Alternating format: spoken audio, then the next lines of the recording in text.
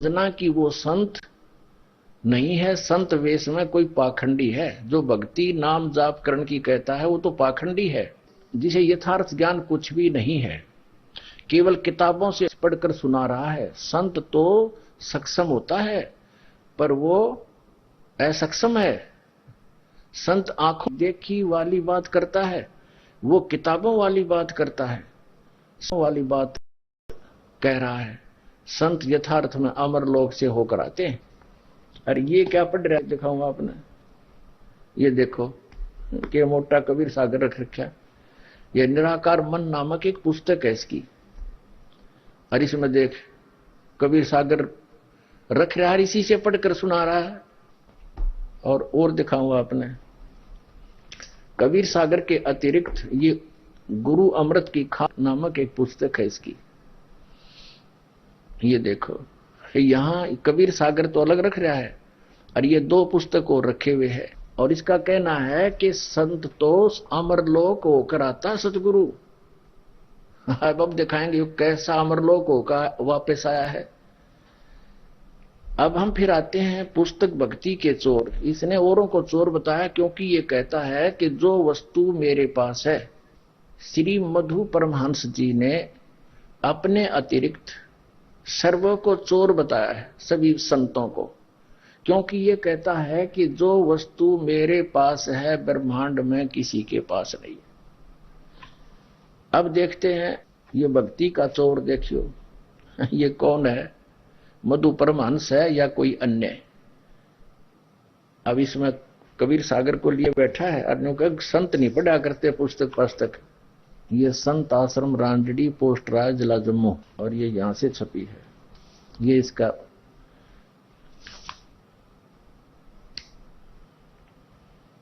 2009 का एडिशन है। एडिटर है साहिब बंदगी संत आश्रम रांजड़ी। ये मुद्रक है दीपावली प्रिंटिंग प्रेस, सोडल रोड, प्रीत नगर, जालंधर। पहले इसके 79 पृष्ठ पर दिखाते हैं ये क्या कहता है। जो वस्तु मेरे पास है, इसी के भक्ति के चोर के 79 पृष्ठ पे कहता है जो वस्तु मेरे पास है ब्रह्मांड में किसी के पास नहीं है। तो चोरों के नाम को कमाई का साधन बनाया है। चोरों ने नाम को कमाई का साधन बताया है। कहते नाम जपना नहीं, हर नाम यू देता भी है। कोई तो दोगली बात करा कर रही हो, चोगली कर रहा है। स्वयं नाम भी देता है, सतगुरु और सतनाम। इन्हें सतनाम का कख का पता नहीं। और फिर कान में बोल देता हूं। अब वो न्यू कैस दीक्षित भगत बहुत आलिए इसके यहाँ पर, वहां से दीक्षा प्राप्त समझ और इस ज्ञान को समझकर वो बताते हैं जी हमने पूछा कि महाराज जी आपने जो कान में बोला वो तो समझ में नहीं आया। कहता तुमने समझने की जरूरत नहीं, मैंने ऊपर से पावर लाके, सतगुरु ऊर्जा का स्रोत होता है, तुम्हारे अंदर फीड कर दी। अब विस्फोट होगा, बस देखते जाओ तुम अपने आप। और फिर ये कहता कमाई की जरूरत नहीं है नाम की, सतगुरु पार कर देगा। एक सीडी में बोल रहा है, मैं 5वीं बार कह रहा हूं सतगुरु पार कर देगा। इसने कोई समझानिया हो, अब पता चलेगा ये कितना विद्वान और कहां पहुंचा था। ये सतगुरु पार उसको करेगा जो सतनाम के जाप की कमाई करेगा। और सार नाम सतनाम अलग है, सार नाम सार शब्द भिन्न है। सतनाम अलग है जिसको सच्चा नाम भी कहते हैं, सत शब्द भी कहते हैं। और ये सार शब्द सार नाम एक ही है, ये अलग है। और सतनाम के अंदर 2 अक्षर हैं, एक ओम, एक गुप्त दास उपदेशी कोई बताएगा। और वही सतनाम धर्मदास जी को दिया था परमात्मा ने, 2 अक्षर का। गुरु नानक देव जी की एक वाणी है, 2 अक्षर का भेद बतावे सोए गुरु पूरा कहावे। और उससे अलग फिर आदि नाम है, उस सतनाम से अलग है। आदि नाम कहो, सार नाम कहो, उसको सार शब्द कहो। अब देख भक्ति के चोर में दिखावांगे इस भक्ति के चोर की लक्षण। ये वही पुस्तक है अभी हम पढ़ रहे थे, 79 पर पढ़ लिया। अब आपको दिखाते हैं 59 पृष्ठ पे, 59, ये 79 देखा था, ये देखिए। साहिब के चोर, ये साहिब का चोर कौन है देखाएंगे, ये खुद है या कोई और। साहिब का कौन है चोर? अब यहां देखना, जिस अमरलोक की बात साहिब ने की है वो 3 लोक से न्यारा देश है। अमरलोक क्या है? वो परम पुरुष, वो सर्वशक्तिमान खुद ही अमरलोक है। अरे वाह शेर, कर दिया, तोड़ पाड़ दिया इधर, कति क्लियर कर दिया कि जो सर्वशक्तिमान वो परम पुरुष वही तो अमरलोक है। जी, ये कहीं की ईंट और कहीं का रोड़ा, और इस मधु पर मनुष्य ने यु ज्ञान जोड़ा। अरे तेरा गजब भैया। अब ये फिर क्या कहता है कि भक्ति की कमाई की आवश्यकता नहीं है। ये सारे खेल बता जाए इसके। इसी भक्ति के चोर पे ये क्या कहता है, ये भक्ति का चोर, ये पुस्तक है और इसके प्रश्न नंबर 5 पे देखिएगा। ये क्या कहता है? वाणी बोली है, जाप मरे अजपा मरे अनहद भी मर जाए, सुरत समानी शब्द में और उसको काल न खाए। ठीक है। ये क्या कहता है कि साहिब कह रहे हैं, साहिब क्या कह रहे हैं तो अलग बात है, लेकिन ये कह रहा है, और जैसा इसने समझा परमेश्वर की वाणी को, साहिब कह रहे हैं कि सो तो शब्द विधे, भाव है मुकात्मिक शब्द है। मुकात्मिक यानी कति मूक, गूंगा शब्द, अर्थात बिना आवाज का शब्द, आवाज रहित धुन, साउंडलेस साउंड। वारे अंग्रेज, साउंडलेस साउंड, वह साउंड टट्टू रहेगी जब इसमें साउंड है नहीं। ऐसा वैसे वो, क्योंकि 2 बिन होए न अधर आवाजा, आवाज 2 के बिना नहीं होती, और जहां आवाज है वहां माया है। एक तो ये हो गया इसका।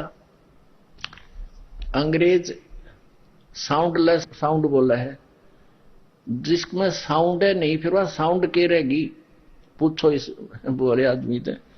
अब आगे क्या बताता है कि कमाई के लिए कुछ नहीं करना, अमर लोग जाने के लिए कमाई की आवश्यकता नहीं है। इसी 4 नंबर पे, ये तो बहुत जगह लिखा है इसने, इसी के 4 पृष्ठ पे, भक्ति के चोर के 4 पृष्ठ पे।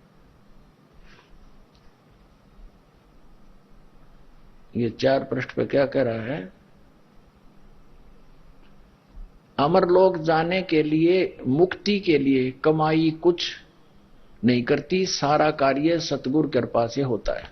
अब इसके विषय में हम आपको दिखाते हैं कि ये बता रहा है सतलोक के अंदर अमरलोक भी वही अमर पुरुष यानी सतपुरुष भी उसी को कहते हैं, उस प्रकाश के लोथड़े को जिसको चेतन प्रकाश बोलता है,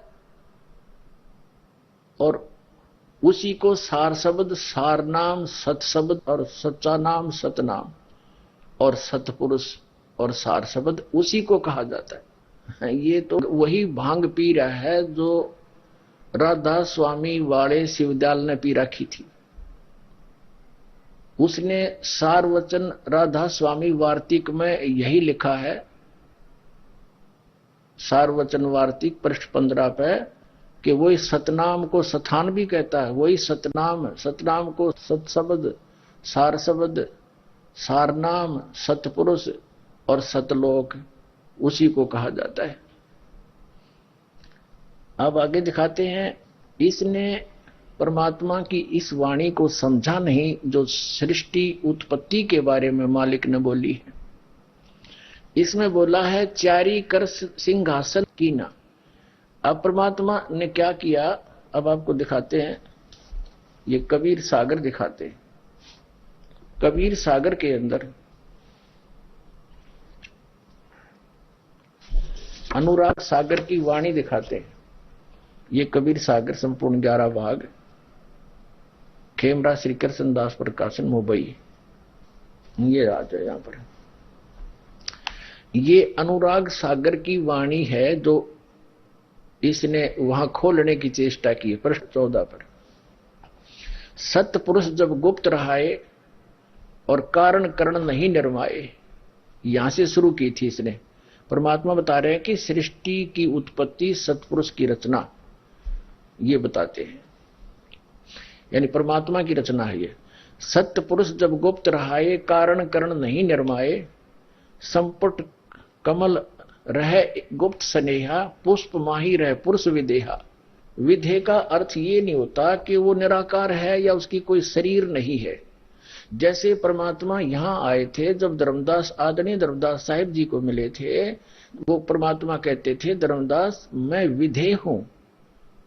तो धर्मदास जी ने कहा था आपके दिखा दे ही तुम कहो विदेही, ये शंका समाधान करो। तो परमात्मा ने कहा ये तेरे जैसा शरीर नहीं, मेरा शरीर तो है, मेरा देह तो है, फिर विदेह है, तुम्हारे जैसी देह नहीं है, ये विलक्षण देह है। इसी प्रकार जो आदि नाम है जिसको परमात्मा ने विधेय कहा है, वो कहा कि वो नाम इन नामों जैसा नहीं है जो तुम यहाँ के जो नाम है, ये नाम नहीं है, वो इसे विलक्षण नाम है। वो नाम तो है, अक्षर के अंदर है, वो बोलकर जपा जाता है, लेकिन उसका सिमरण जो है वो केवल सतनाम उसके सूरत नृत से होता है। अभी दिखाएंगे आपको, आदि नाम हम भाग सुनाया, ये मूर्ख जीव मरम नहीं पाया, बोल के सुनाया हमने। फिर क्या है, जैसे कबीर साहब ने कहा है कि सोहम शब्द हम जग में लाए और सार शब्द हमने गुप्त छिपाए। कोई भी सदग्रंथ उठाकर देख लो कबीर परमेश्वर जी से पहले का, उसमें सोहम शब्द नहीं मिलेगा आपको, ना वेदों में, ना पुराणों में, और न ही गीता जी में। उसमें केवल ओम नाम और अन्य नाम मिल जाते हैं, लेकिन सोहम नाम नहीं मिलेगा। और श्री मधु परमहंस जी सोहम नाम को वर्ष बताता है। ये तो पहले ये कंसेप्ट क्लियर करते हैं कि इसने परमेश्वर की इस वाणी को ही नहीं समझ सका, यो परमात्मा ने बोला क्या है, तो काहे का सतगुरु है ये। और जिसने सतपुरुष जिन जानिया सतगुरु जिसका नाम, जिन्होंने सतपुरुष नहीं जाना फिर खाक सतगुरु हो। अब दिखाते हैं आपको, ये अनुराग सागर की वाणी कबीर सागर से हम पढ़ रहे हैं, अनुराग सागर। अब क्या बताते हैं, सतपुरुष जब गुप्त रहे, कारण करण नहीं निर्माए, संपुट कमल रही गुप्त स्नेहा, पुष्प माही रहे पुरुष विदेहा। वो एक पुष्प के ऊपर विराजमान थे परमात्मा, सशरीर थे, उसमें भी इच्छा कीन अंश उपजाए, हंसन देख हर्ष बहु पाए। प्रथम ही पुरुष शब्द प्रकाशा, एक शब्द उच्चारण किया, और दीप लोक रच की निवासा। उन्होंने द्वीप और लोक रचे, अलग अलग रचे, और वहां पर खुद निवास किया। और फिर क्या, चारी कर सिंहासन की ना, तापर पोप दीप कर चीना है। और पुरुष कलाधर बैठे जहिया, प्रगट अगर वासना तहिया, 688 दीप रच राखा, पुरुष इच्छा से सब अभिलाखा। अब यहां इसको पढ़ेंगे हम अच्छी तरह, जब समझ में आएगा कि चारी कर सिंहासन कीना और तापर पोप दीप कर चीना, और पुरुष कलाधर बैठे जइया, वहां पर परमात्मा रूप में, साकार नर आकार रूप में वहां बैठे, उनमें ये चारी कर सिंहासन कीना। चार कौन से हैं, ये चारी कर, और उन दीपों में फिर खुद निवास किया जाकर के, सिंहासन बना करके। अब क्या है, जैसे परमात्मा पहले कमल एक पुष्प के ऊपर विराजमान थे जो असंख्य पंखुड़ी का है, फिर उन्होंने अपने वचन से सबसे पहले अकय लोक रचा, अकय लोक, और उसमें एक सिंहासन बनाया अपने वचन से। उस सिंहासन के ऊपर परमात्मा आकर के स्वयं पुरुष रूप में, यानी पुरुष में परमात्मा साकार नर आकार रूप में विराजमान हो गए। फिर उसके बाद परमात्मा ने नीचे के 3 लोकों की और रचना की। ये 4 इस प्रकार हैं। उसके बाद अगम लोक, उसके बाद अलख लोक, उससे नीचे फिर सतलोक, ये 4 अमर लोकों की रचना की। यहां चारी का अर्थ ये है, ये कख नहीं समझ सके इसके बारे में, मारे सट्टे नो के मेरे बराबर जो वस्तु किसी के पास नहीं है, खा के इसके पास क्या देखा इसने परमात्मा को, कैसे समझा। तो 4 लोकों में परमात्मा ने स्वयं ही अपने भिन्न भिन्न रूप बनाए कबीर देव जी ने। वो कबीर साहब स्वयं परमात्मा है और चारों में एक जैसा स्वरूप है, लेकिन उनके वहां नूर की सचीची भिन्न है। शरीर एक जैसा है। अब जैसे परमात्मा ने प्रत्येक लोक में, अकय लोक के अंदर अन्य कंस्ट्रक्शन नहीं है, उसमें केवल परमात्मा स्वयं अपने सिंहासन पर अकेले विराजमान है। उसके बाद अगमलोक, नीचे अलखलोक, फिर सतलोक, इन तीनों पर भी परमात्मा ने ऐसे ही सिंहासन रचा, अपना एक बहुत सुंदर गुंबद बनाया और परमात्मा सिर पे मुकुट धारण करते हैं, एक राजा के समान बैठे होते हैं वहां पर ओवरऑल कंट्रोलर के रूप में। और श्वेत छत्र है दाता के ऊपर, श्वेत छत्र, छत्र बहुत सुंदर, और श्वेत ही मुकुट है, श्वेत ही परमात्मा का अपना रंग है। और उनके जैसे चार रूपों में विराजमान हुए, सतलोक के अंदर परमात्मा सिंहासन पर विराजमान है, नर आकार है, मनुष्य दृश्य है, उनका वही रूप है जो काशी के अंदर वो कबीर परमात्मा जुल्हा रूप नाम से प्रसिद्ध हुए। जैसा उनका रूप था ऐसा ही रूप है वहां, मालिक का स्वरूप ऐसा ही है, लेकिन यहां परमात्मा ने अपने उस वहां के प्रकाश को कम करके, हल्का तेज पुंज का करके, सरल करके यहां आते। नहीं तो उसी रूप में अगर आ जाए तो इस निरंजन का कलेजा हिल जा। और हमें कुछ दिखाई नहीं दे क्योंकि हमारी चरम दृष्टि उनको देख नहीं सकती। इतना एक शरीर का इतना रूप, इस प्रकाश है मालिक का। और वहां जो सतलोक, अलखलोक, आगमलोक हैं वो भी सौ प्रकाशित है।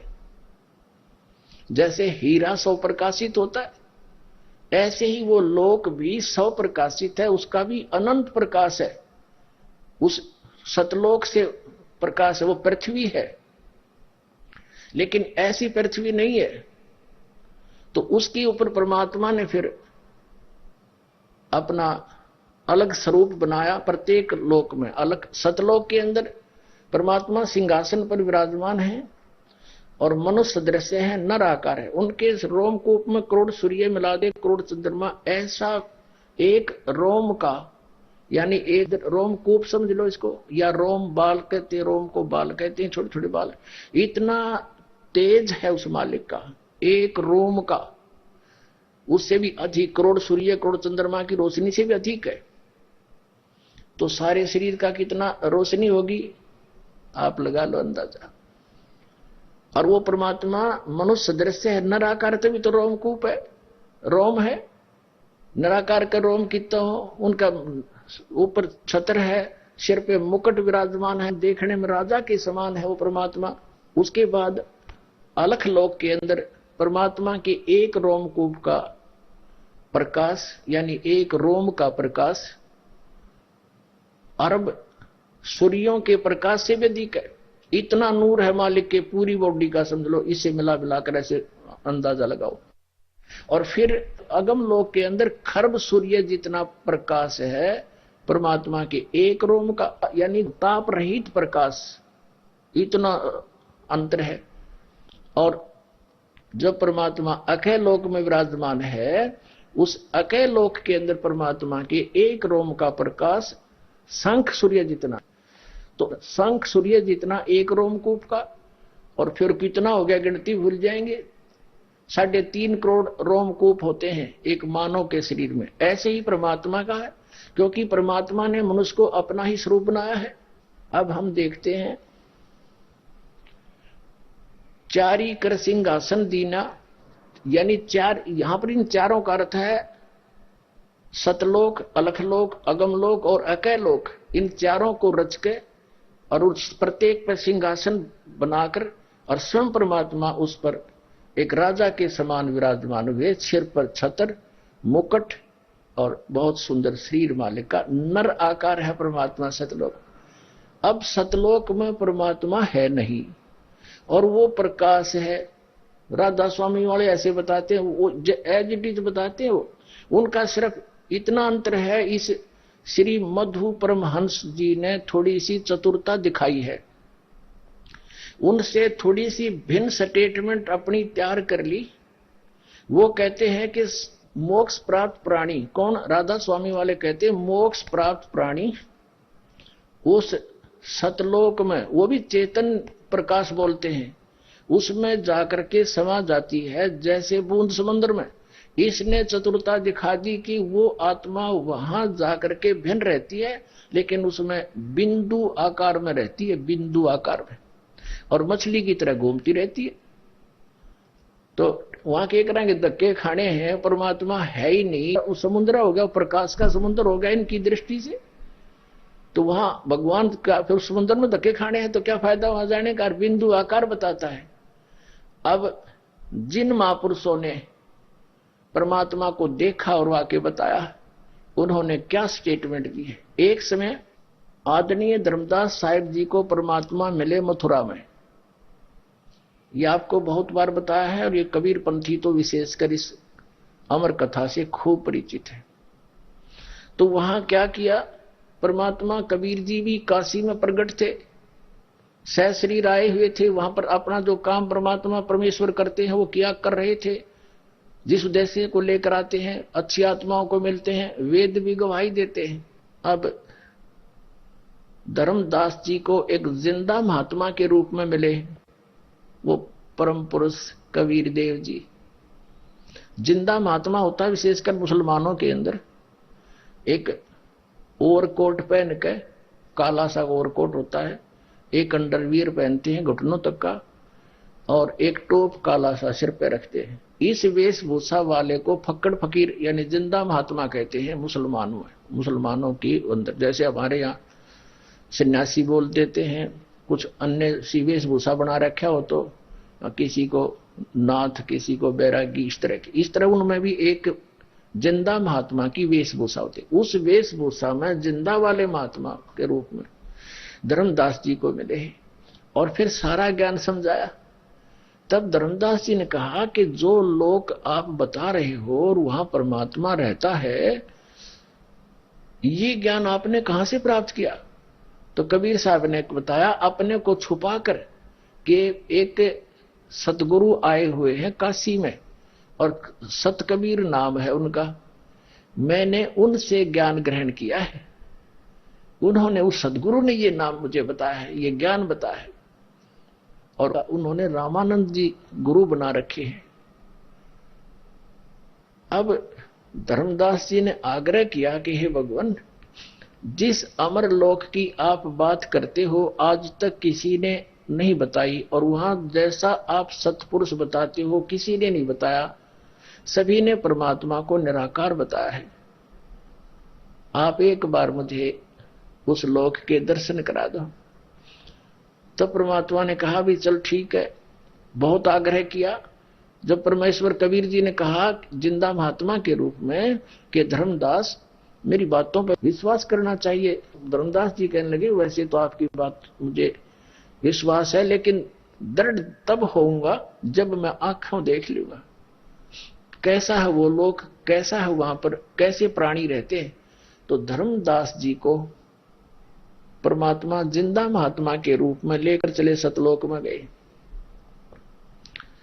वहां क्या लीला की मालिक ने, वहां जितनी भी आत्माएं हैं जो पहले वहां रह गई थी, यहां नहीं फंसी हमारी तरह, और जो यहां से मोक्ष प्राप्त होकर गई है, वहां पर वो भी नर आकार है, और नर और नारी दोनों तरह के वहां ऐसा ही सृष्टि। जैसे दास आपको बहुत बार बताता रहा पहले भी, सन 1994 से यही आपको प्रवचन कर रहा है दास, कि वहां ऐसी ही सृष्टि है जो यहां इस लोक में है, उसकी नकल की है इसने।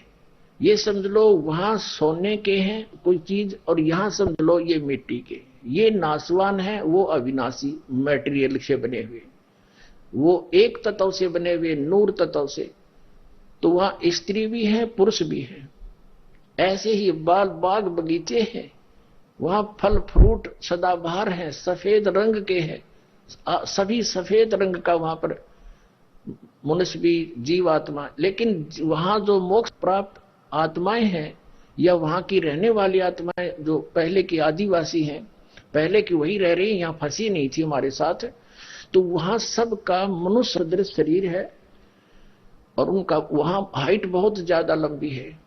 और क्या है वहां पर, उनकी बॉडी का कंप्लीट लाइट जो है वो 16 सूर्यों जितना उनका नूर है, प्रकाश है। आत्मा का तो है 16 सूर्य जितना प्रकाश पूरी बॉडी का, और परमात्मा का है एक रोमकूप का, यानी एक रोम का, रोमकूप कहो रोम कहो, उसका सतलोक के अंदर करोड़ सूर्य मिला दे, करोड़ चंद्रमा, हुआ भी रोशनी फीकी। तो आत्मा और परमात्मा एक जैसी नहीं है। जो जीव और ब्रह्म एक कहते हैं वो कति भूले फिर रहे हैं, उनको कख नहीं पता, अपना जीव नष्ट करे। जब आत्मा और परमात्मा शब्द है तो एक कैसे होगी, आत्मा ही, आत्मा जब परमात्मा है तो इससे कोई श्रेष्ठ है, वो आत्मा है ऐसा ही। अब जैसे राजा भी मनुष्य है और एक मेरे जैसा गरीब नागरिक भी मनुष्य है, आकार एक जैसा लेकिन सामर्थ्य मंत्र है। ठीक इसी प्रकार जीव और ब्रह्म की यानी परमात्मा की सत्य समझो, जीव और उस पूर्ण परमात्मा की। तो ये जीव है, आत्मा है, और पूर्ण ब्रह्म वो अलग है। ब्रह्म तक भी जीव है, पर ब्रह्म भी जीव है, लेकिन पार ब्रह्म, उसको पूर्ण ब्रह्म और उसको सत्पुरुष परम अक्षर पुरुष उसी को कहते हैं, वो वास्तव में परमात्मा है। अब ये प्रमाण कहां है, तो उसने क्या किया, धर्मदास जी को कबीर परमेश्वर जब सतलोक लेकर गए तो वहां एक हंस में वो आए, हंस ऐसे ही उनसे कहा कि जाओ, उनको संकेत कर दिया कि तुम बोलना नहीं अभी, ऐसे करके परमात्मा ने कहा संकेत से कि जाओ इसको परमात्मा के दर्शन करा के लाओ धर्मदास जी को। अब वहां जब धर्मदास जी पहुंचे उनके शरीर का, क्योंकि वो ओरिजिनल जो सथूल शरीर था वो तो नीचे रह गया था, तो शरीर वहां जाते ही उनका 16 सूर्य जितना प्रकाश हो गया, उन्हीं जितनी हाइट होगी। उनको लेकर के गए जहां पर परमात्मा सिंहासन पर विराजमान है। तो वहां जाकर क्या देखा कि ये तो वही है भगवान जो मेरे साथ नीचे से आया था। और तब परमात्मा ने कहा कि ए प्यारी आत्मा सुकृत अंश, मैं काशी के अंदर बनारस में इस जम्मू द्वीप में, जम्बू द्वीप का अर्थ है भारतवर्ष, ये जम्मू नहीं, ये अर्थ ला रेवला हमारा सतगुरु कबीर साहब ही जम्मू में आगे थाना रोक दिया। ये जम्मू ने जम्बू द्वीप का अर्थ होता भारतवर्ष। कहता वहां पर गया हुआ हूं बनारस में, काशी में, और वहां मैं जुल्हे का काम करता हूं, और वहां आ जाना तुझे सतनाम दूंगा। अब यह बात धर्मदास जी का सुन दुनिया में कि भाई काशी में रियो भगवान, इतना नूर, इतना शरीर, इतना सुंदर शरीर, इतना नूर, और सकल जो कीटों जो आया था नीचे से जिंदा महात्मा के रूप में। अब जो ही वहां से वापस आए धर्मदास जी, उनकी आत्मा को शरीर में प्रवेश किया, सामने बैठे हुए जिंदा महात्मा के रूप में, यूं देख कर कहने लगे भगवान मुझे शर्मिंदा मत करो, आप तो स्वयं परमात्मा हो। तो वहां भी थोड़ा सा आंख में चौनी करके भगवान कहने लगे बनारस में काशी में जाना और वहां सदगुरु मिलेंगे, उनसे नाम लेना। फिर पहुंचे काशी में, वहां जाकर पूछा, क्योंकि वेल नोन हो रहे थे परमात्मा उस समय, तो वहां जाकर देखा, अरे क्या देखा कि ये वही परमात्मा जो मैंने सतलोक में देखा था, वही ये बैठा काशी बनारस में, चरणों में गिर गया, हाथ जोड़कर कहने लगा भगवान मेरा कति अंधेरा हट गया, मेरा अज्ञान नाश हो गया, आप तो स्वयं परमात्मा नीचे आए हुए हो। हे भगवान आपने वो इतनी शोभा, वो नूर, वो क्यों छुपा रखा है यहाँ पर। तब परमेश्वर ने कहा यदि मैं उसी रूप में यहाँ आ जाऊं उसी शोभा के साथ, तो ये काल का जो है कलेजा फट जाएगा निरंजन का। अब जैसे ये श्री मधु परमहंस जी कहते हैं कि सतगुरु ही पार करेगा, नाम की कमाई भक्ति की कोई आवश्यकता नहीं। ये तो वो भाषा वो आदमी बोलता है जिसके चेले भागते दिखते हो। अब तुम, क्योंकि यो नाम के दे है सतगुरु और सतनाम, ये कोई खाक नाम है, इसमें आनंद आ सकता है। ये दास देगा वो 2 अक्षर का नाम सतनाम, जिसमें एक ओम अक्षर है, एक तत् है, वो गुप्त है, तभी दिखाएंगे आपको। उसका जाप करके देखना, तो लाख बार जाप करे तो भी आनंद आएगा। तो ऐसी बातें वो व्यक्ति करता है जिसने चेले रोकने बस पड़े रहे यहाँ पर, मैं पार कर दूंगा, खाक पार कर दिया तो कक का भी नहीं पता। अब जैसे धर्मदास जी जब वहां पहुंचे सतलोक में, जो परमात्मा को देखा, फिर कहा कि हे मालिक मुझे वहां नीचे ना भेजो, वो तो गंदा लोक है, वहां तो काल का लोक है। तो क्या कहा, मोहे राख लियो महाराज हमसे बिगड़ी है। वहां जाने के बाद सारी स्थिति का पता लग गया कि वहां तो हम गलती करके फंसे हुए हैं। तब धर्मदास जी ने कहा कि महाराज मुझे यही रख लो, वापस मत भेजो। तब परमेश्वर ने कहा धर्मदास वापस जाओ बच्चा, और मैं तुझे सतनाम और सारनाम दूंगा, जिसको सारनाम को आदि नाम भी कहते हैं, और सतनाम ये 2 अक्षर का। इसकी कमाई करना तू, इस कमाई से यहां आ सकेगा। जब तुम यहां से गए, तुम भक्ति शक्ति से, अध्यात्म शक्ति से, भक्ति से परिपूर्ण थे। वहां जाकर तुमने अपना यो सारी भक्ति नाश कर लिया, उस ज्योत निरंजन काल के उन स्वर्गों में रहकर बैठा दिया। और अब कति तुम्हारी बैटरी डाउन हो ली, डिस्चार्ज हो गए तुम। अब मैं तुम्हें ये चार्जर दूंगा सतनाम के 2 अक्षर का, इसका जाप करना। इसकी भक्ति की शक्ति से जब तुम परिपूर्ण हो जाओगे, सारनाम और इस सतनाम, ये 3 टोटल मिलकर 3 अक्षर बन जाते हैं। और 3 अक्षर के जाप की 3 ही विधि है, जिसको ये कहते हैं जाप मरे, अजप्पा मरे, अनहद भी मर जावे। जैसे कंप्लीट कोर्स तो ये दास आपको बाद में बताएगा, लेकिन इसके अनुरूप थोड़ी सी स्टेटमेंट अब देनी पड़ेगी। अब ये जो कहते हैं जाप मरे, अजप्पा मरे, अब जैसे पहले मंत्र आपको दिया जाता है, उसका उच्चारण करके नाम जाप करते हैं, और उसको मानसिक भी कर सकते हैं। और सतनाम का जो जाप है 2 अक्षर का, ये श्वास उश्वास से होता है, इसको अजप्पा जाप कहते हैं। यानी बोला नहीं जाता, स्वरित, ये श्वास, इसमें कहते हैं स्वरित, नृत्य, मन और पवन, ये चारों पदार्थ मिलेंगे। ये फिर श्वास बाहर छोड़े, उसमें एक मंत्र छोड़ना है, अंदर ले वो दूसरा। सतनाम 2 अक्षर का है, इसको श्वास उश्वास का जाप कहते हैं। ये सतनाम का जाप है। ये तो अजप्पा जाप है। और फिर जो तीसरा आदि नाम है, सार नाम है, वो भी जाप करण का, सिमरण करना उसका, लेकिन वो केवल सुरत और नृत्य से जाप करना है। वो ये अजप्पा भी खत्म हो जाएगा, वो सुरत और नृत्य से ही उसका वो अनुभव है। उसको कहते हैं जाप मरे, अजप्पा मरे, अनहद भी मर जाए। जो सतनाम के जाप से जो अनहद की धुन हमें सुनाई देगी, वो अपने सतर तक है, वो इस अक्षर पुरुष यानी परब्रह्म के लोक तक ही सुनेगी, उसके बाद वो नहीं सुनेगी। उसके बाद सतलोक प्रारंभ हो जाएगा, वहां जाने के बाद वहां की धुन अलग है। तो ये 3 नाम का जाप है।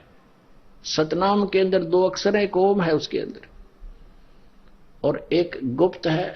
अभी दिखाएं भी गया आपको, जो धर्मदास जी ने कौन सा नाम प्राप्त हुआ था उस परम परमात्मा से, कबीर भगवान से, और उसी नाम से मोक्ष होगा सबका। अब प्रसंग चल रहा है, अब ये आपको प्रमाण दिखाएंगे कि कहां ऐसा प्रमाण है कि परमात्मा वहां सतलोक में सिंहासन पर विराजमान है, और कबीर जी यहां थे और उनका एक ही रूप है। और ये कबीर पंथी सभी और ये श्री मधु परमहंस जी रांझड़ी वाले जम्मू वाले, ये भी सतपुरुष को तो इन्होंने बता ही दिया। सतपुरुष की तो डेफिनेशन इसने बता दी, परिभाषित कर दिया कि पहले प्रकाश उत्पन्न हुआ परमात्मा की शब्द थे, फिर परमात्मा उसमें समा गया जैसे पानी में चीनी घुल जाया करे, और वो अमरलोक हो गया। इसने तो अपने डिफाइन कर दिया, परिभाषित कर दिया।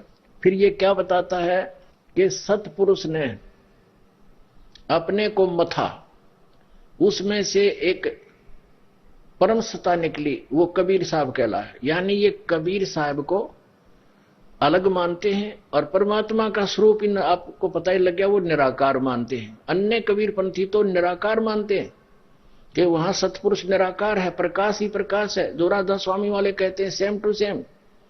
और इसने चतुरता दिखा दी कि उसमें परमात्मा मिल गया, वो चेतन प्रकाश इसलिए हो गया। तो बात तो वही है, प्रकाश ही है वो चेतन, सारा कुछ जो कुछ है, जिसको उसी को अमरलोक भी कह रहा है, उसी को अमर पुरुष भी यानी सतपुरुष भी कह रहा है। और कबीर साहब उसमें से उसने अपने से मथ कर उत्पन्न किया। कबीर साहब तो भगवान का पुत्र बना दिया इसने, एक परम सत्ता आई और वो वापस आ गया, और फिर वापस जाता है तो उसी में ऐसे ही बिंदु आकार में घूमने लग जाते हैं। ये तथ्यूरी है इस जम्मू वाले रांझड़ी वाले से मधु परमहंस कबीर पंथी की। और दूसरे कबीर पंथी कहते हैं परमात्मा नहीं आता, सदगुरु आता है। कबीर साहब को सदगुरु मानते हैं और सतपुरुष को अलग मानते हैं, वो निराकार मानते हैं। और वापस जब सदगुरु यानी कबीर साहब अपना काम पूरा कर जाते हैं, वो वहां जा करके ऐसे मिल जाते हैं जैसे बूंद समुद्र में। थोड़ी सी एक झलक आपको इसके बीच में दिखा देता हूं, फिर ये कहानी सारी समझ में आओगी आपको। साथ साथ एक और बिड्डू पाक रहे हैं इस कबीर पंथ में, दामा खेड़ा वाले, और वो ये कहते हैं कि जो हमसे नाम लेगा, यानी श्री वो हैं आदरणीय धर्मदास साहिब जी के वंशज, उनकी संतान है। जबकि कबीर साहब ने कहा था कि धर्मदास जी चिंतित हो गए थे, मेरा वंश तो निकम्मे आदमियों का होगा, क्योंकि नारायण दास ने भक्ति स्वीकार करी नहीं थी। तो परमेश्वर कबीर जी ने उसको अपने वचन से, अपने आशीर्वाद से एक पुत्र दिया था, चूड़ामणि साहेब, जिसको फिर आगे इन्होंने मुक्तामणि नाम रखा गया उसी का। तो वो दिया तो घना चिंतित हो गया था, इतना चिंतित हो गया कि उसने टेंशन घनी होगी, खाना पीना छोड़ दिया। तो परमात्मा ने कहा चिंता ना करे, तेरा 42 पीढ़ी तक तेरा राज ये वंश चलेगा, 42 पीढ़ी तक तेरा वंश होगा। फिर कहा भगवान ये पार भी हो जाएंगे? हाँ पार होंगे, जो हमारे इस सतनाम सच्चे नाम का जाप करेगा। और मैंने तुझे ये नाम दे दिया, वो उपदेश, और आगे तू अपने पुत्रों को ऐसे ही बताना। तो इस प्रकार जो इस नाम पर डटे रहेंगे, सतनाम का जाप करेंगे, आदि नाम का जाप करेंगे। सतनाम 2 अक्षर का है, और इन दामा खेड़ा वाले ने कख भी बता नहीं सतनाम के बारे में, और इतनी दुनिया ने जोड़े बैठे हैं। एक भक्त बता रहा था, वहां से आया हुआ, यह नाम लिया दामा खेड़ा वालों को छोड़कर। वो कह रहा था जी वर्तमान में पंत श्री प्रकाश मुनि जी, उन्होंने 30,000 महंत बना रखे हैं, वो भी नाम देते हैं, और वो कहते हैं इन्हीं से पार होंगे, हमारी वंश हमारे आदेश से उनको। तो कहने का भाव परमात्मा कबीर साहब अकेले थे और 64 लाख शिष्य थे, अकेले नाम दिया करते थे। बताओ, इनकी सारी जो विधि है, क्रियाएं हैं, सारी परमात्मा के विरुद्ध है। अब ये क्या, इन्होंने कैसे जाना परमात्मा को? ये कहते हैं परमात्मा वहां, कबीर साहब अलग हैं, सतगुरु, और परमात्मा निराकार है। देखिएगा, श्री प्रकाश मुनि जी, पंत श्री प्रकाश मुनि दामा खेड़ा, वर्तमान में जो गद्दी नशीन है, उसके पूज्य पिताजी और तथा उनके गुरु जी के विचार दिखा देते हैं। और प्रकाश मुनि फिर कुछ सट्टे मारे जाइए, यही फेल हो जाएगा। ये देखना, ये गिरद मुनि नाम साहब, ये इनके पूज्य पिताजी और गुरु जी दोनों ही हैं श्री प्रकाश मुनि जी के। ये पुस्तक है ज्ञान पयोनिधि, यहां देखना, सदगुरु कबीर ज्ञान पयोनिधि, आचार्य गर्द मुनि नाम साहब, ये पुस्तक उन्हीं से प्राप्त हुई, तो यहाँ आए हैं, उन्होंने कर रखा है ये हालत इसकी। श्री सदगुरु कबीर धर्मदास वंशावली प्रतिनिधि सभा, कबीर धर्मनगर, दामाखेड़ा, जिला रायपुर, मध्य प्रदेश। उसमें मध्य प्रदेश में था। प्रकाशक अधीन, तृतीय संस्करण, 1994 में ये छपी है। मुद्रक है गीता प्रिंटिंग प्रेस, सती बाजार, रायपुर, मध्य प्रदेश। श्री गिरद मुनि जी इसके लेखक हैं। ये हैं पंत श्री, दूर से देखें, पंत श्री गिरद मुनि जी, पंत श्री ग्रंथ मुनि नाम साहेब, आचार्य कबीर पंथ, दामाखेड़ा के, उसमें थे। अब ये शरीर छोड़िए। अब इन्होंने यानी दामाखेड़ा वालों ने कैसा जाना है भगवान को, वो कैसा समझे है परमात्मा को, आपको दिखाते हैं, देखिएगा। इन्होंने देखो कैसे समझा है। ये पुस्तक है वही सदगुरु कबीर ज्ञान पवनिधि, 4 पृष्ठ। ये क्या, ये परमात्मा की, ये तो वाणी है भगवान की। देखो, श्वास सार शब्द गुंजारा, पंच अमी को भयो प्रसारा, पंच अमी साहेब के अंगा, पांचों तत्व ताही पर संगा, पंच अमीते पंच तत्व भय और पंच नाम अधिकारा। ये 5 नाम अधिकारा, ये 5 नाम अलग हैं। सैन से नेही भय तब उत्पत्ति अमी तत्व विस्तारा। ये कोई श्वास गुंजार नामक परमात्मा कबीर जी का एक वो है, अध्याय है। तो गणत मुनि जी ने अनुवाद किया है, इसी आदि पुरुष सतपुरुष को ही नी अक्षर नाम से संबोधित किया गया है। नी अक्षर से ही अक्षर की उत्पत्ति हुई है। अक्षर को ही आदि शब्द आत्मा कहकर पुकारा गया है। देख लिया तुमने। अच्छा, ये वाक्य दिखाते हैं। इसके 35 पृष्ठ पर हम चलते हैं। ये आ गया 35, ये 34 पृष्ठ है। और यहां पर ये है प्रसंग सदगुरु कबीर साहब का सतपुरुष, यानी सदगुरु कबीर साहब का सतपुरुष कैसा है। सदगुरु कबीर साहब अलग हैं, सतपुरुष अलग मानते हैं। ये यहां देखना, अध्यात्म विद्या ब्रह्म को विद्या है, यानी ब्रह्म की विद्या है। और यह ब्रह्म समस्त पिंड और ब्रह्मांड में संभाव में अनुस्यूत है। यही ब्रह्म चराचर का मूल तत्व है। आइए अब हम उन श्रद्धालुओं के अनुभव जानते हैं जो जगत गुरु तत्वदर्शी संत रामपाल जी महाराज जी से दीक्षा प्राप्त कर चुके हैं तथा उनके द्वारा बताए गए भक्ति मार्ग पर चल रहे हैं। नमस्कार सर। सत साहिब। सर क्या नाम है आपका? मेरा नाम श्याम सुंदर दास। सर कहाँ से आए हैं आप? मैं छत्तीसगढ़ के रहने वाला हूँ। सर संत रामपाल जी महाराज से नाम दीक्षा आपने कब ली? मैं सर 2017 में नाम दीक्षा संत रामपाल जी महाराज से लिया। सर संत रामपाल जी महाराज से नाम दीक्षा लेने से पहले आप क्या भक्ति साधनाएं करते थे? हाँ जी सर, मैं रायपुर दामाखेड़ा वाले कबीर पंथ में जुड़ा था, वहां से नाम दीक्षा लिया था। मैं वहां 15 साल से नाम दीक्षा लिया था और गुरु बना के रखा था और वहीं से भक्ति करता था। और अपने घर में हर साल मैं, जिसको बोलते हैं कबीर पंथ में एक पूजा होता है, उसको बोलते हैं चौका आरती। मैं हर साल चौका आरती करवाता था अपने गांव में, घर पे, और अपने परिवार को बुलाता था और इसी के मैं भक्ति करते थे और मेरे पूरा परिवार भी इसी के भक्ति में लगे हुए थे।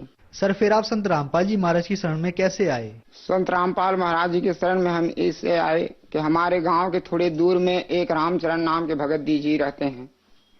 उसने हमें हमारे दुख और कष्ट को देखा और हमारे गरीब परिवार के हैं हम, तो एक दिन ऐसे घूमते हुए आए। हमारे रिश्तेदार में हमारे मामा लगे, तो आया तो बोलता है कि भांजा, बोले तुम लोग दामाखेड़ा से तुम जुड़े हुए हो और सदगुरु कबीर साहिब को मानते हो, तो सदगुरु कबीर साहिब के तो बरवाला आश्रम में उसकी आश्रम है, वहां से जुड़ो ना, ये रायपुर वाले को छोड़ो, और वहां पे आकर के जुड़ जाओ, वो अच्छे ज्ञान बताते हैं। तो उसने ज्ञान गंगा पुस्तक दिया। तो मैंने इस चीज को नहीं माना, और मेरे छोटे वाले मेरे भाई है, उसने उस पुस्तक को पढ़ा। पढ़ने के बाद में मेरे भाई ने बोला कि भाई मैं भी जाके मामा के साथ जाके देखता हूँ बरवाला में।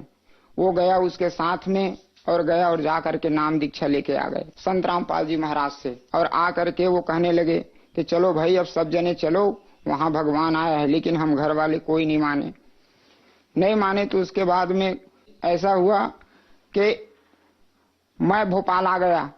अब भोपाल में आया तो मेरे पत्नी की तबीयत खराब हो गया।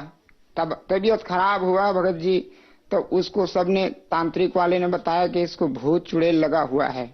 हाँ, लेकिन हम लोग इतना ध्यान नहीं दिए, और जा करके गुलमोहर में एक हॉस्पिटल है, सुज्योति हॉस्पिटल बोलते हैं, डॉक्टर का नाम सुनील राय बोलते हैं भगत जी। वहां जाके हमने भर्ती करवाया तो एक रात को हमसे 17,000 लिया।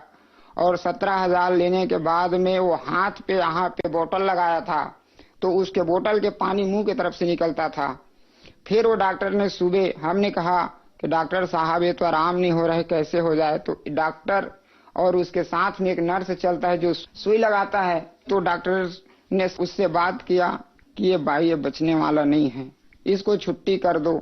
मैंने अपने भाई से फोन लगाया, फोन लगा करके बोला कि भाई, मैंने कहा कि डॉक्टर साहब ऐसे बोल रहे हैं कि तेरे भाभी यहाँ से अब तो नहीं बचेगा, अब क्या करें हम। तो मेरे भाई ने बोला कि तेरे को मैंने बार बार बोला कि संत रामपाल जी के शरण में आ जाओ, तुमने नहीं आया, तो ये सब भोग रहे हो तुम। एक काम करो, तुम उसी हॉस्पिटल में रहो, मैं सुबह वहां पे पहुंच जाऊंगा। ऐसे करके बोला हमें। हमने कहा कैसे तैसे करके हम रात काटा, और सुबह 6 बजे वो स्टेशन पे उतर गया, हबीबगंज स्टेशन में, और डायरेक्ट वो हॉस्पिटल पहुंचा। हॉस्पिटल में जा करके मेरे मिसेज बेहोश पड़ी थी। बेहोश पड़े तो डॉक्टर ने बोल दिया था कि भाई तो मर जाएगा। तो हमने समझा कि मर गया, ऐसे करके बेहोश पड़ा था। तो एक तरफ को मेरे भाई पकड़ा, अब एक तरफ को उसके पैर तरफ को मैं पकड़ा, और अपन उत्तर दिशा के लिए उसको जमीन पे लेटा दिया। और मेरे भाई ने बोला कि तुम हाथ जोड़ करके यहाँ से संत रामपाल जी के अरदास लगाओ और प्रार्थना करो। तो हमें पता नहीं था कि कैसे अरदास लगाता है, क्या करता है। हमने कहा कि हे संत रामपाल जी महाराज, ये जीवित हो जाए तो हम आपसे नाम दीक्षा लेंगे, ऐसे बोला था। लेकिन डॉक्टर के हम वो बात को सुन करके हम तो बिल्कुल आशा ही छोड़ दिए थे। अब वो जब लेटा दिए तो 2 मिनट के बाद में वो मेरे मिसेस अपने आप हिलने लग गया। जो 1 गिलास पानी उठा के शक्ति नहीं था, वो हिलने लगा। और देखते ही देखते उठ करके हॉस्पिटल के जो पलंग दिए रहते हैं, सोते हैं, उसमें जाकर के अपने ही पलंग पे जाके बैठ गया। और बैठने के बाद में तो बोलता है कि चलो यहाँ क्या कर रहे हैं, चलो अब घर चलें।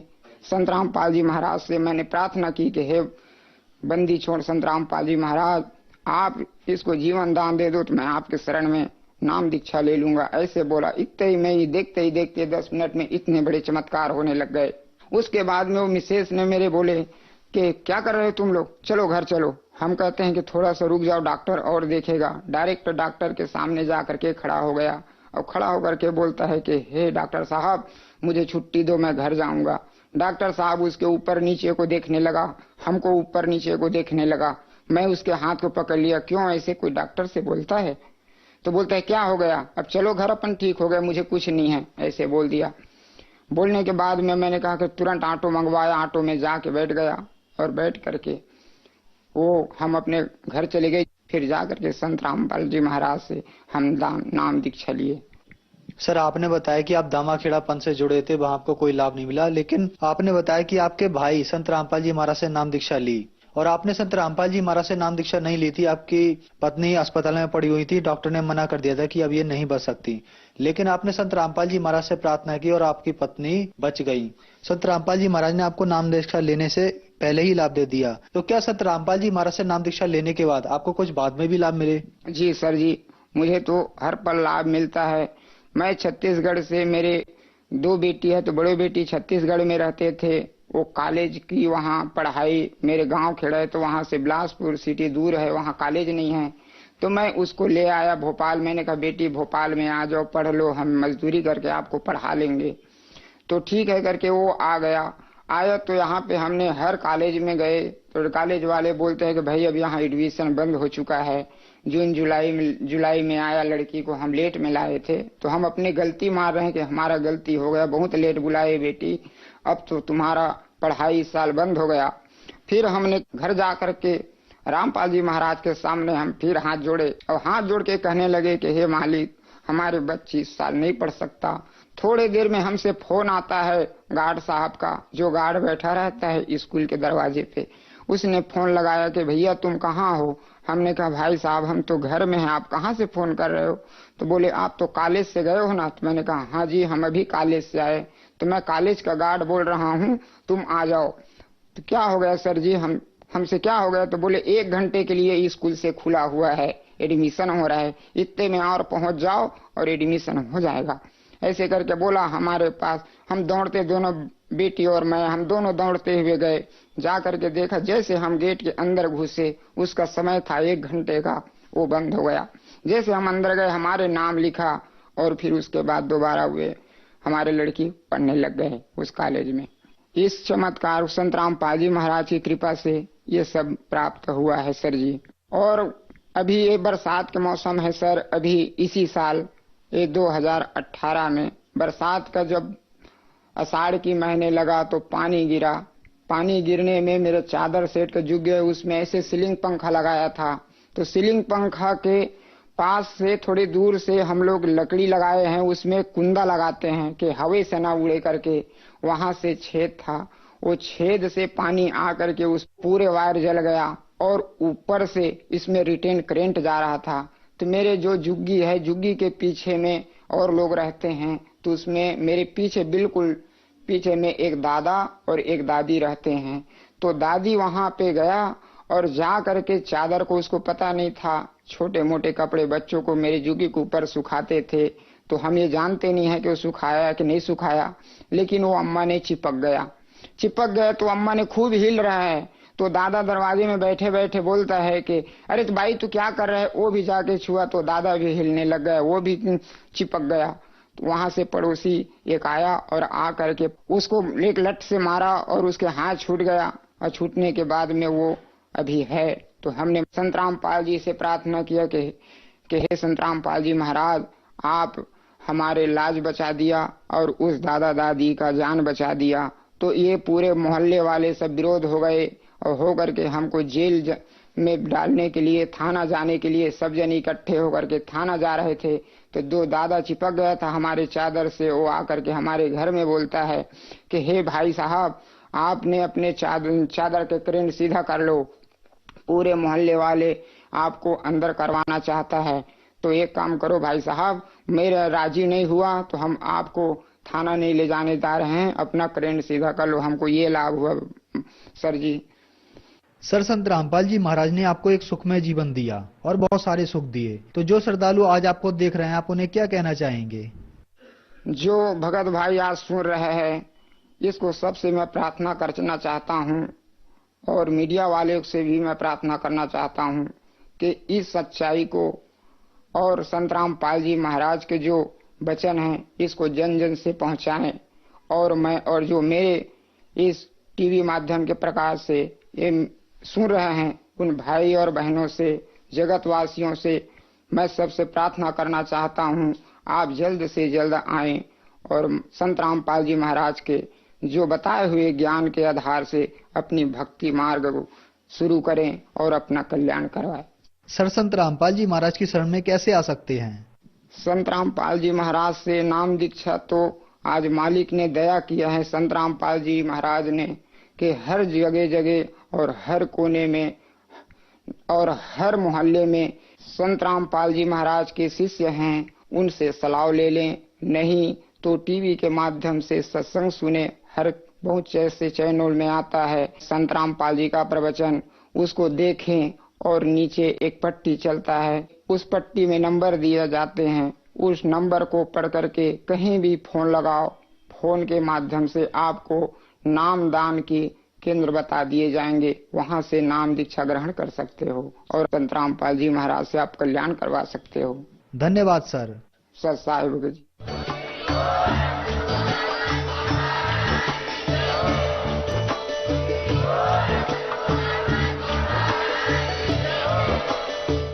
सुन रहे थे जगत गुरु तत्वदर्शी संत रामपाल जी महाराज जी के मंगल प्रवचन। अधिक जानकारी के लिए विजिट कीजिए हमारी वेबसाइट www.jagatgururampalji.org। संत रामपाल जी महाराज जी के शुभ आशीर्वाद से पूरे विश्व भर में 500 से भी ज्यादा नाम दीक्षा केंद्र हैं, जिन पर संत रामपाल जी महाराज जी द्वारा ऑनलाइन निःशुल्क नाम दीक्षा दी जा रही